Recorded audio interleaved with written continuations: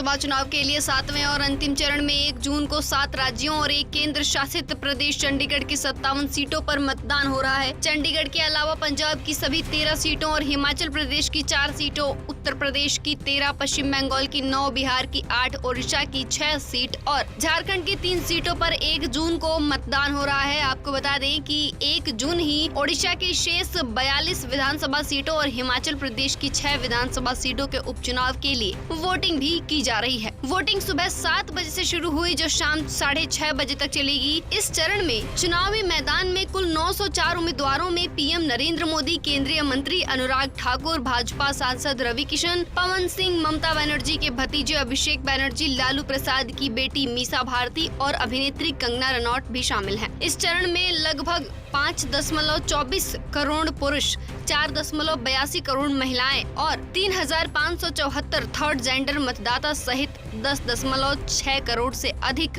नागरिक मतदान करने के पात्र हैं।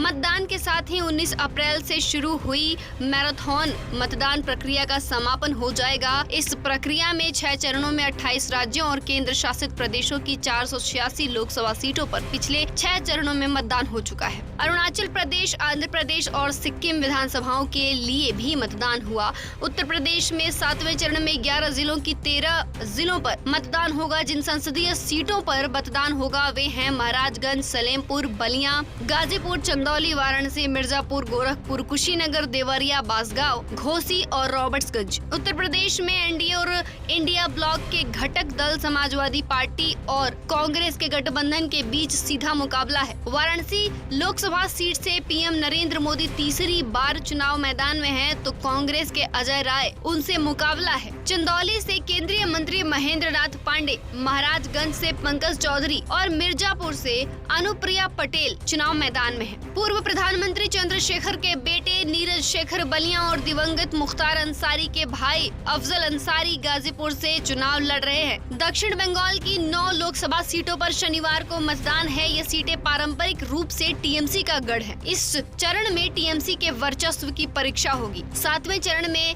जयनगर, मथुरापुर, डायमंड हार्बर, जादवपुर, दमदम, बरासात, बाशिरहाट, कोलकाता दक्षिण और कोलकाता उत्तर में मतदान होगा। इन सीटों पर 2019 के चुनावों में टीएमसी ने जीत हासिल की थी, लेकिन इस बार कुछ नहीं कहा जा सकता। बशीरहाट लोकसभा सीट के अधीन संदेश खाली इस साल महिलाओं के खिलाफ उत्पीड़न को लेकर सुर्खियों में रहा था। भाजपा ने टीएमसी के दिग्गज हाजी नूरुल इस्लाम को मैदान में उतारा है, तो बीजेपी ने संदेश खाली की पीड़िता रेखा पात्रा को उम्मीदवार बनाया है। वहीं माकपा ने पूर्व विधायक निर्पदा सरदार को उम्मीदवार बनाया है। ममता बनर्जी के भतीजे अभिषेक बनर्जी डायमंड हार्बर से तीसरी बार चुनाव मैदान में हैं।